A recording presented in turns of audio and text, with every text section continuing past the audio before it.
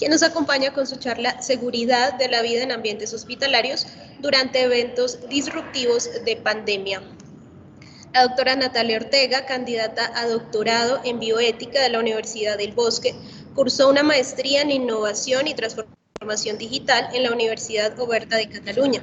Es consultora, investigadora y docente en bioética, salud digital, estándares de interoperabilidad en salud, tratamiento de datos, e-learning, estudios clínicos y comités de ética en investigación. Además, es coordinadora de innovación y salud digital en Mederi. A su vez, es codirectora de HL7 de Colombia. Bienvenida, doctora. Gracias, Ana María. Para mí es un gusto poder compartir este espacio con ustedes. Voy a compartir pantalla. Por favor, me confirman si la ven.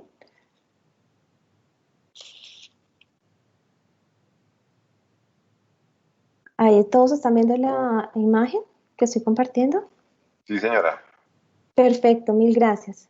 Entonces, bueno, antes de empezar esta charla, quisiera comentarles que declaro que no tengo algún conflicto de interés con lo que voy a referir a continuación. Los comentarios, experiencias y posterior deliberación que podamos tener en el espacio de preguntas hacen parte y producto de la experiencia y conocimientos en los diferentes escenarios y no necesariamente se van a ligar a alguna organización. De esta forma libro de cualquier conflicto a cualquier entidad. Bueno, para empezar esta charla quisiera compartirles una idea, y es que cuando nosotros nos damos cuenta que el Homo sapiens tiene más de 350.000 años, nos lleva a considerar que como humanidad no solo hemos tenido grandes avances, sino que también hemos podido superar diferentes contingencias a lo largo del tiempo que el día de hoy nos tiene aquí. Posiblemente la superación de estas contingencias se deba a que en muchos momentos evaluamos nuestros contextos y miramos cuáles eran las necesidades y qué necesitábamos superar. Para ello voy a hacer un breve recuento de cuál es nuestro contexto actual en temas de salud y qué está pasando con nuestra sociedad. Se estima que para el 2030 el 70% de la población mundial vivirá en zonas urbanas. Actualmente, en las zonas urbanas estamos concentrados cerca del 50% de la población y para el 2050 este crecimiento llevará a que requiramos cerca de 3 planetas para poder sobrevivir. Menos del 3% del agua en el mundo es potable, 10% de la población en el mundo vive en extrema pobreza y la pandemia podría aumentar estos indicadores un 8% más. Adicional a ello, las poblaciones en áreas rurales tienen 3 veces más este índice de pobreza respecto a las áreas urbanas. 9% de nuestra población mundial padece de hambre y podría duplicarse por el tema de la contingencia, y desde 2016 el 90% de los habitantes en ciudades respiran aire que no se considera que cumple con los estándares establecidos por la OMS. Más de la mitad de los niños y adolescentes también en el mundo no cumplen con las competencias mínimas necesarias en temas de lectura y matemáticas, y por temas de la contingencia el 91% de los estudiantes vieron impactados sus procesos educativos. Adicional a ello, el 61% de los trabajadores cuentan con un empleo no regulado y esta historia sigue continuando. Ejemplo de ello es cómo los objetivos de desarrollo del milenio que teníamos previsto superar para el 2030 por efectos de la pandemia se han visto impactados a tal punto que podríamos retroceder décadas de los avances que hemos logrado. Excúseme, la interrumpo un segundo. ¿Podría compartir de nuevo la presentación que creo que algunos de nuestros invitados no la están viendo, por favor? Por supuesto. Muchas gracias. Dame un segundo.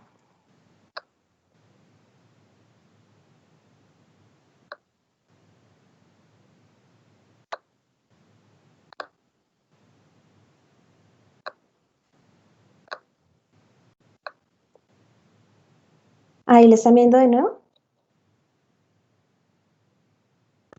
Sí, señora, muchas gracias. Ok, perfecto.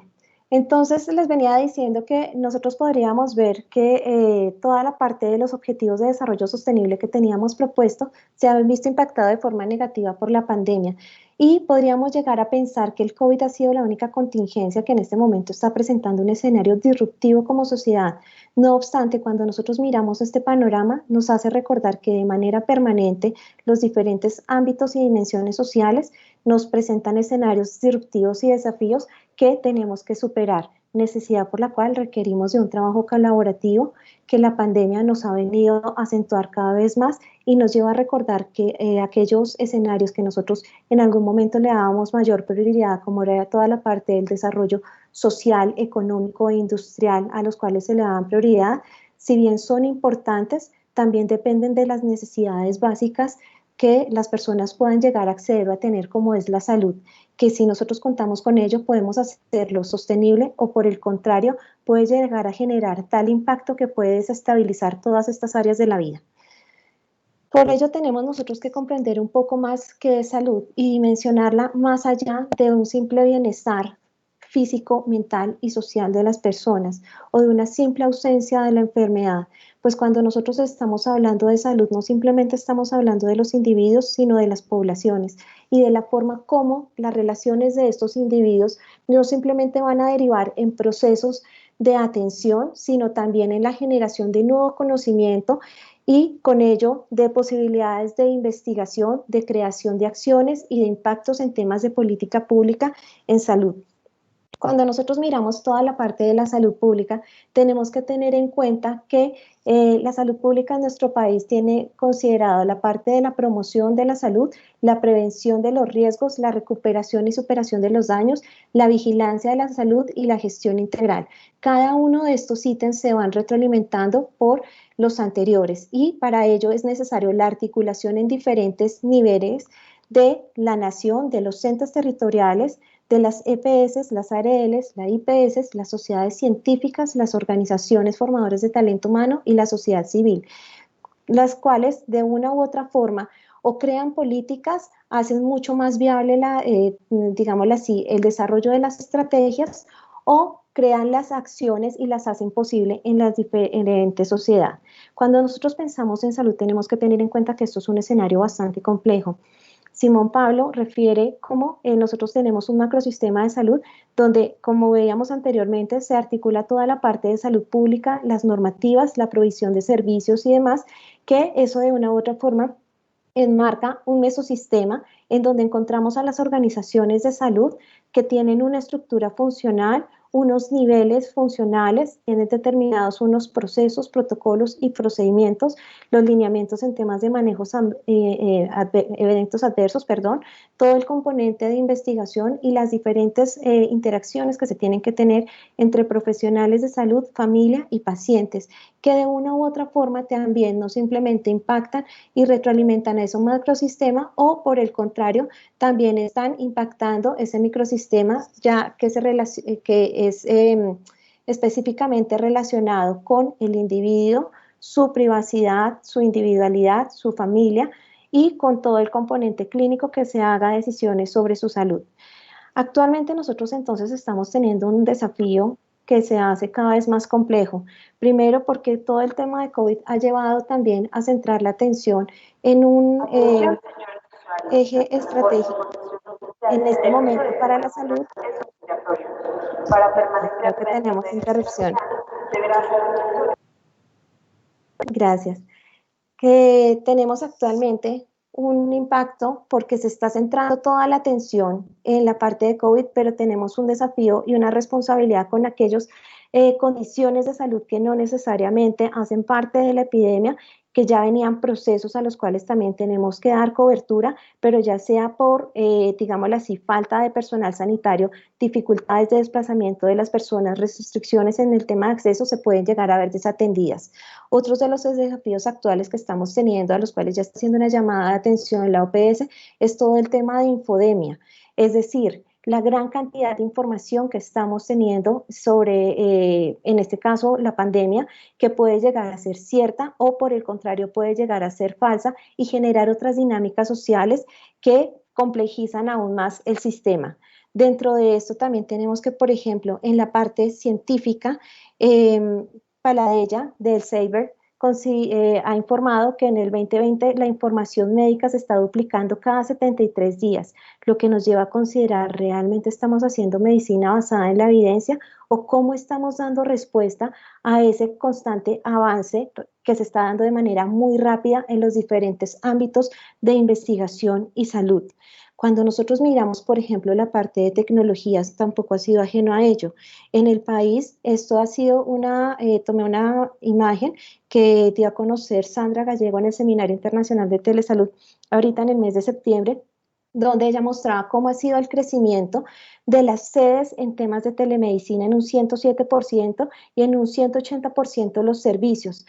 Si ustedes se dan cuenta aquí, lo que se encuentra resaltado en rojo son los servicios y las modalidades que se han pedido que son de manera transitoria. Y aquí quiero hacer un llamado de atención, porque cuando lo estamos mirando de manera transitoria nos genera algunas inquietudes si realmente estos se van a mantener, cuáles han sido los estándares que se están manejando precisamente para ese funcionamiento transitorio y cuáles son las prácticas que están permeándose en los diferentes tanto organizaciones de salud como profesionales de salud, de qué es el uso de las tecnologías en salud.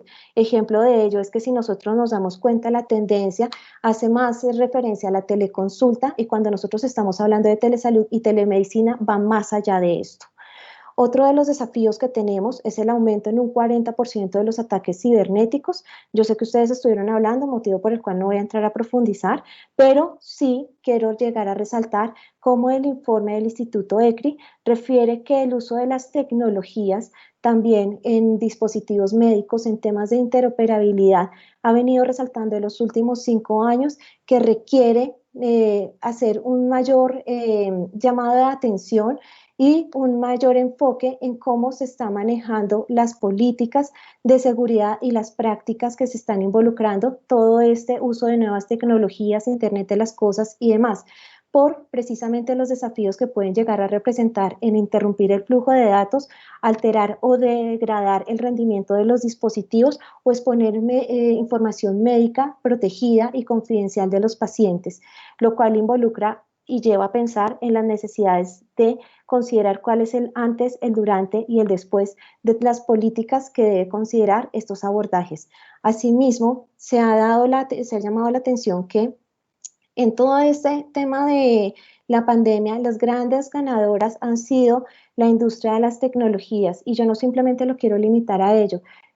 Todo el tema que se relaciona con el manejo de información, que está llevando a que tanto personas como industria tengan grandes volúmenes de datos de pacientes, que se ha flexibilizado algunas medidas en temas de protección de datos, lo cual también podría llegar a generar unas vulnerabilidades, y más porque nosotros como sociedad, si bien este tema no es reciente, se viene hablando desde 1980 a nivel internacional, todo el tema de tratamiento de datos.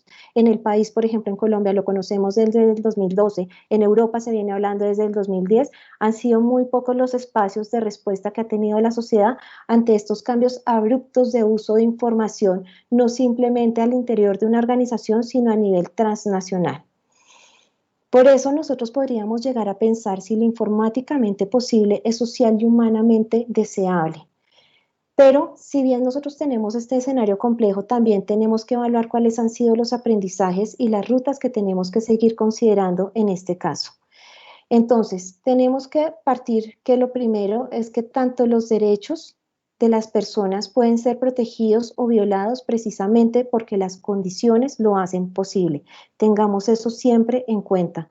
Segundo, se está haciendo un llamado internacional a la necesidad de crear estrategias de gobernanza donde se dé prioridad a todos los temas de salud digital que no teníamos contemplados en un inicio, contar también con un respaldo organizacional para ello, contar con presupuestos para ejecución de estrategias, promover la formación tanto de ingenieros como de profesionales de salud y otros actores involucrados en este sector en temas de salud digital, asegurar toda la parte de la infraestructura y cerrar las brechas que en este momento se están dando de conectividad, que fue algo de las cosas que nos llamó hizo resaltar aún más todo el tema de pandemia. Si bien muchas personas han podido conectarse como principal estrategia para mitigar la exposición a la pandemia, sí nos hemos dado cuenta que las brechas sociales se han marcado más, aún también por el uso de tecnologías, y mover también se hace un llamado a la legislación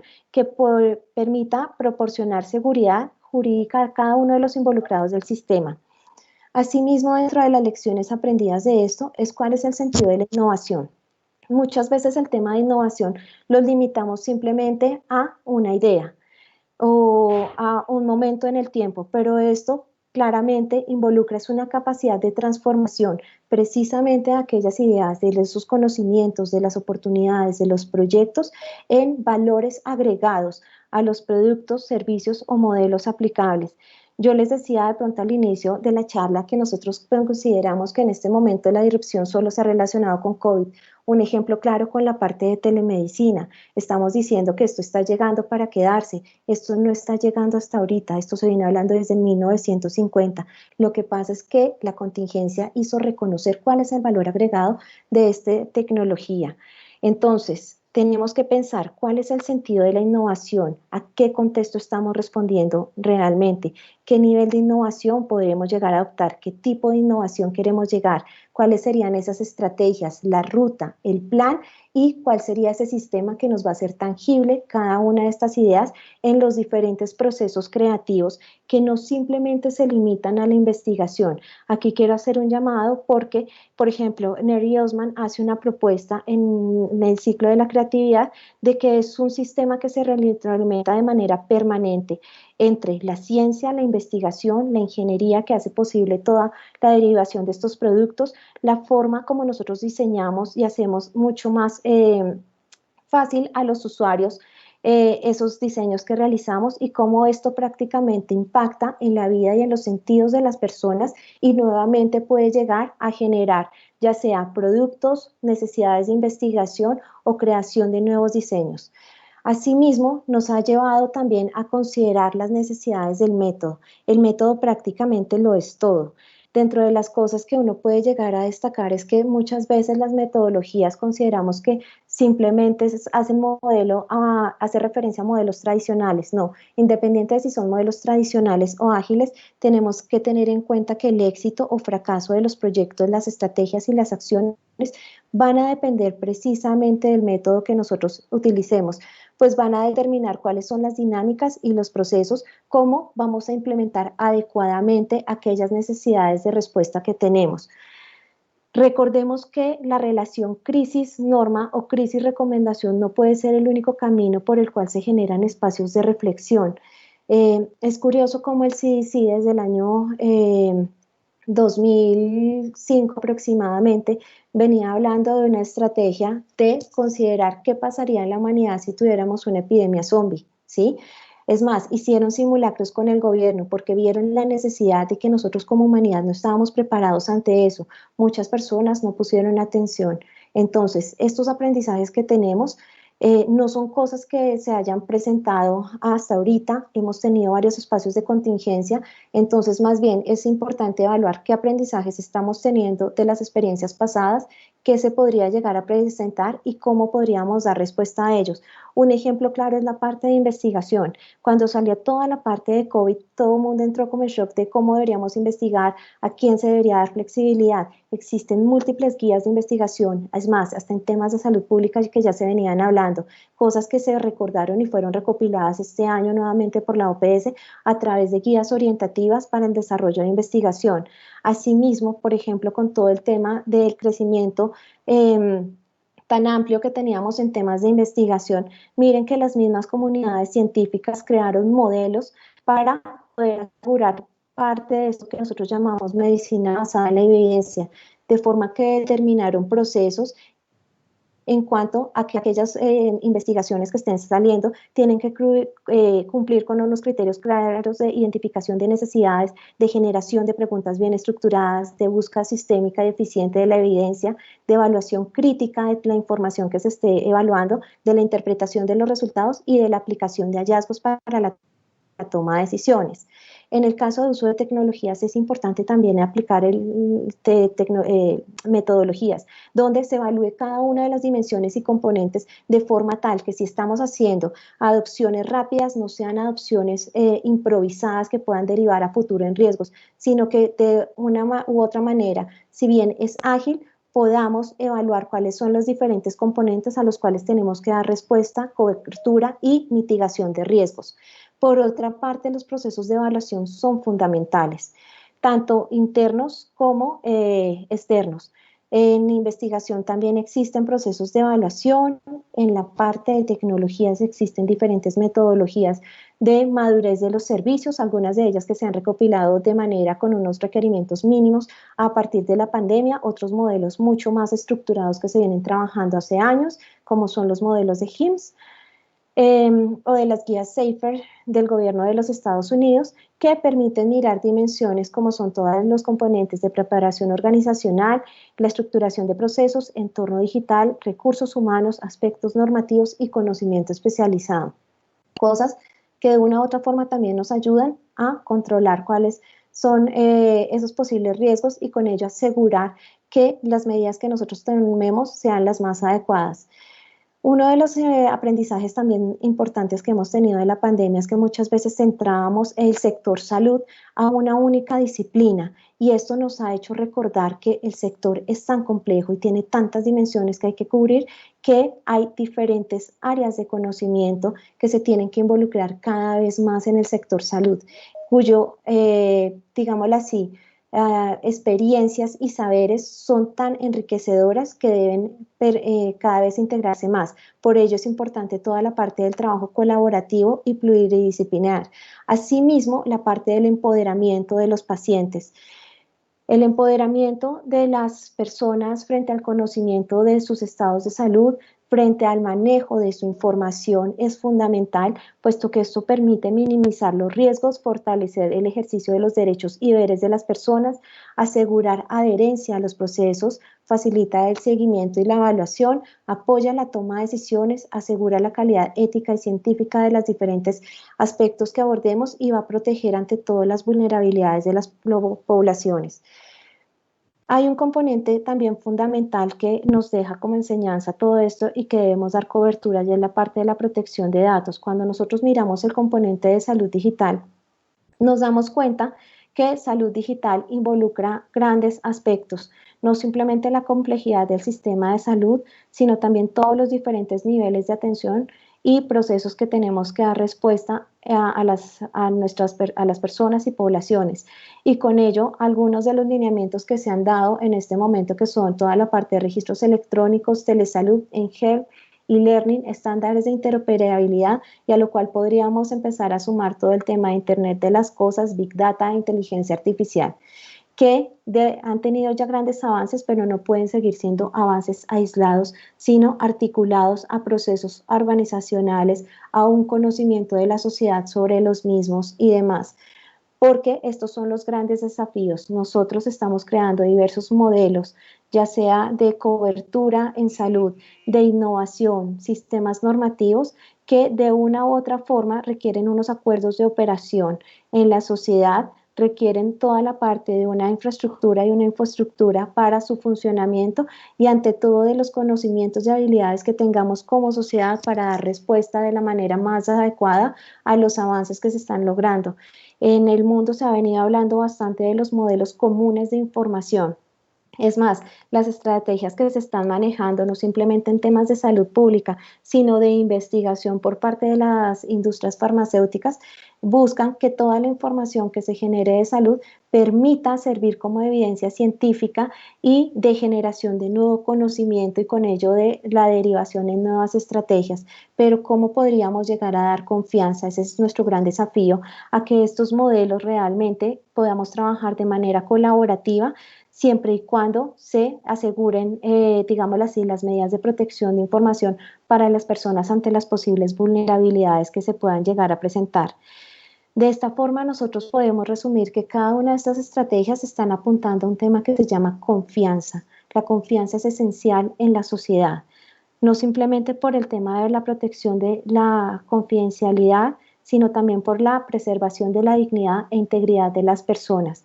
Y en la medida que nosotros como organizaciones, como Estado, como individuos, manejemos estos ítems que hemos venido resaltando a lo largo de esta charla, en cuanto a las metodologías, la gobernanza, la parte de protección y demás, va a permitir que la confianza de la población se mantenga y realmente sea posible compartir esta información que es para nosotros fundamental y que nos hemos dado cuenta que apoya toda la parte de toma de decisiones.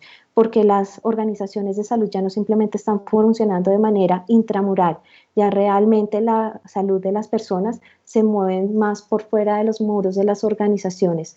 A las organizaciones y llegan digámoslo así, una parte que ya es el componente mucho más complejo. Entonces, esta es nuestra responsabilidad y esta es la invitación que les quería hacer el día de hoy. Trabajemos por esa confianza del sector. Muchas gracias.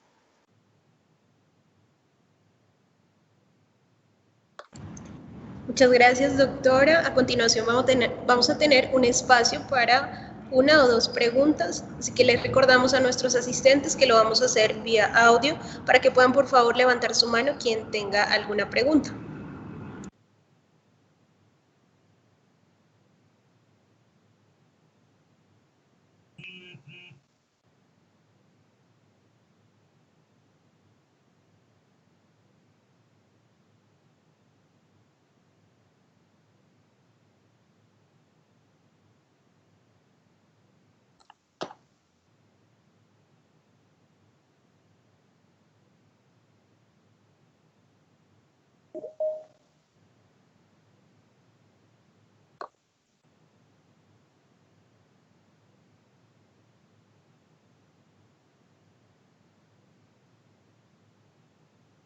No sé si de pronto alguien en el chat tenga alguna pregunta.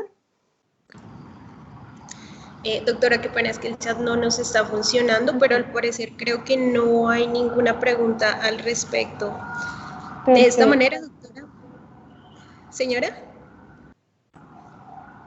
Doctora, ¿la escucho? No, perfecto, Ana María. De acuerdo. De esta manera, doctora, agradecemos su magnífica intervención en nuestro simposio. Y continuamos con nuestro simposio con el siguiente patrocinador. También quiero recordarles a nuestros asistentes que por favor verifiquen que no tengan su cámara abierta si están en modo invitados y también pues sus micrófonos. Otra cosa que quiero recordarles por favor es que a vuelta de correo se les va a enviar una encuesta de satisfacción del simposio y les recordamos o les pedimos el favor que por favor puedan diligenciarla, ya que esos comentarios nos permiten mejorar nuestras actividades a futuro en esta nueva normalidad de eventos virtuales.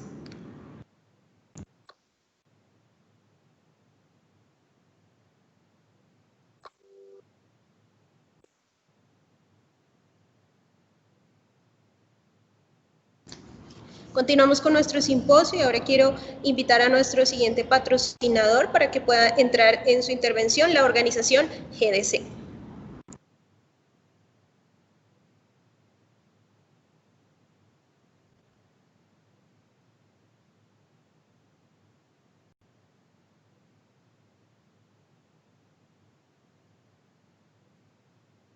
Buen día.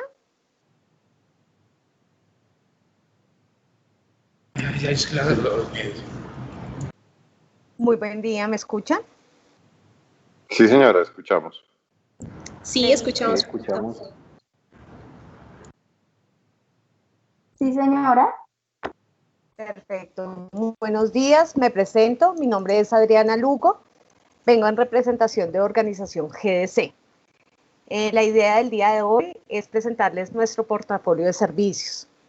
La organización GDC, Gestión, Desarrollo y Crecimiento Empresarial, SAS, brinda servicios de asesoría, consultoría empresarial y hospitalaria, facilitando la gestión y apoyo de sus procesos administrativos. Estos servicios son presentados con personas altamente calificadas y certificadas por instituciones nacionales e internacionales. Nuestro portafolio de servicios es muy amplio y queremos aprovechar esta oportunidad para ponerlo en conocimiento de todos ustedes. Nosotros manejamos 3 grandes líneas de servicios: de confiabilidad, indagaciones administrativas, asesorías y consultorías hospitalarias. En nuestra gran primera línea de servicios, las evaluaciones de confiabilidad en los cargos críticos de su empresa requieren esfuerzos adicionales que generen la confiabilidad en los procesos de selección. Las evaluaciones de confiabilidad permiten establecer el grado de fidelidad y lealtad que tiene una persona hacia la empresa. De la misma manera, puede establecer el riesgo que esta persona representaría si ingresa a su organización. En nuestros estudios manejamos estudios de confiabilidad donde incluimos las consultas de antecedentes laborales, académicos, financieros, una visita domiciliaria, registros fotográficos de acuerdo a las normas internacionales por la conducción de estos chequeos. Hacemos análisis de estrés de voz, evaluación técnica de cambio en microtemblores fisiológicos que indican engaño, medidos a través del estrés psicológico o a través de la voz humana. Pruebas de poligrafía, evaluación fisiológica de las reacciones significativas de engaño ante preguntas relevantes en casos de preempleo, rutina o investigación, de acuerdo a los estándares de la Asociación Americana de Poligrafistas. Evaluaciones de integridad y credibilidad, que involucra varios aspectos, como ya los habíamos mencionado anteriormente, las pruebas de poligrafía, análisis de estrés de voz, entrevistas kinésticas y análisis gramatical de textos. En nuestra segunda gran línea tenemos indagaciones administrativas. Estas indagaciones administrativas buscan conducir investigaciones con el propósito de establecer fallas presentadas y generando lecciones aprendidas para prevenir su repetición. Investigaciones empresariales, actividades tendientes a establecer la comisión de actos deshonestos que afecten el patrimonio empresarial, aplican análisis de campo y documental. Una debida diligencia, indagación comercial de personas naturales o jurídicas, las cuales se pretenden iniciar negocios. Esta es una herramienta que nos permite determinar aspectos reputacionales y de respaldo en el momento de establecer una relación comercial. Hacemos investigaciones preventivas, análisis de información de aspectos relacionados con la seguridad de personas y los procesos, buscando vulnerabilidades que permitan ser aprovechadas por personas o grupos al margen de la ley. Una de las siguientes líneas es las asesorías y consultorías hospitalarias, una de nuestras grandes líneas y más importantes. Las competencias reconocidas de nuestros consultores y asesores los faculta para diagnosticar, diseñar, implementar y evaluar las mejores estrategias basadas en estándares internacionales de Joint Commission IAS y las mejores prácticas de industria. GDC cuenta con una amplia experiencia en diagnosticar, diseñar, implementar estrategias frente a los riesgos de seguridad en servicios hospitalarios, entre ellos la prevención de violencia en el lugar de trabajo, la prevención de secuestros en pacientes infantiles, la evaluación del índice de seguridad hospitalaria, estructuras y procedimientos para la atención de pacientes forenses custodiados, entre otras. Hacemos análisis de prevención de pérdidas, diagnosticamos, diseñamos y hacemos mantenimiento de estrategias para prevención, control y recuperación de pérdidas cuando nuestras empresas lo requieren. Diagnosticamos y gestionamos riesgos, una herramienta estructurada para manejar la incertidumbre ante la relación de vulnerabilidades, consecuencias y amenazas. Implica evaluación en el análisis y la administración. Hacemos manejos de crisis, diseñamos estrategias para afrontar eventos que amenacen la integridad personal, la imagen y la reputación de una organización a nivel estratégico gerencial. Hacemos sistemas de gestión con gran reconocimiento y capacitación. Diseñamos, implementamos y mantenemos los sistemas de gestión que aseguran procesos de acuerdo a los estándares internacionales y las mejores prácticas para obtener reconocimiento en los entes certificadores. Tanto el 9001, 14001, 28000, 27001, 45001, 37001, 18788, PACS, RUA y OEA. Manejamos temas de salud y seguridad en el trabajo. Asegura la operación contemplando el mínimo de riesgos provenientes del factor humano y ambiente a través de la identificación, valoración, priorización de los inventarios y panoramas de factores de riesgo. Tenemos una gran experiencia en capacitación y entrenamiento.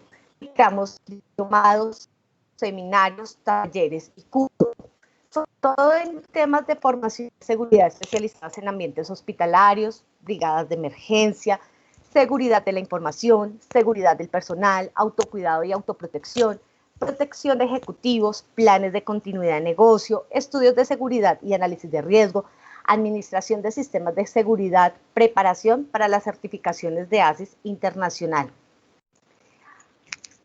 Facilitamos y suministramos todos los temas de soluciones tecnológicas. Hacemos soluciones de videovigilancia, de control de ingreso, de detección de intrusos, de detención y control de incendios. GDC tiene gran conocimiento y experiencia en gestión de proyectos de ingeniería de sistemas de alarma, control de accesos, circuitos cerrados de televisión a través de del diseño, suministro, soporte, montaje, instalación, consultoría y mantenimiento de los mismos. Manejamos un observatorio de comportamiento delictivo. Es un sistema de información nacional, suministra datos, estadísticas y proyecciones de actividades relacionadas con el delito y grupos al margen de la ley. Manejamos un flash informativo que permite conocer con anticipación las actividades que afecten la continuidad de nuestro negocio. Nuestros clientes nos conocen desde hace más de 10 años y pueden hablar de toda la experiencia que manejamos, reconocidos por empresas que dan fe en la labor que ejecutamos. La experiencia y el profesionalismo con el que contamos hablan de la capacidad que poseemos para atender todas sus necesidades. Gracias a nuestra amplia experiencia y estrictos estándares de calidad, podemos ofrecer a nuestros clientes servicios con la más alta confiabilidad y oportunidad por medio de nuestras plataformas online que les permite tener acceso inmediato a los procesos de información clara y ágil. Agradecemos su atención, queremos que sepan que cuentan con nosotros, dejamos nuestro teléfono y nuestro mail donde atenderemos todas sus consultas y necesidades. Muchas gracias.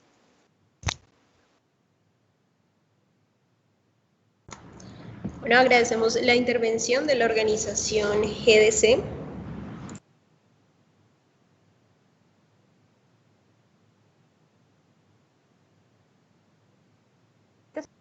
Consultas. La idea es trabajar de la mano con nuestros clientes y ser una parte de ellos que los ayude, como precisamente dice nuestro logo, a crecer en sus...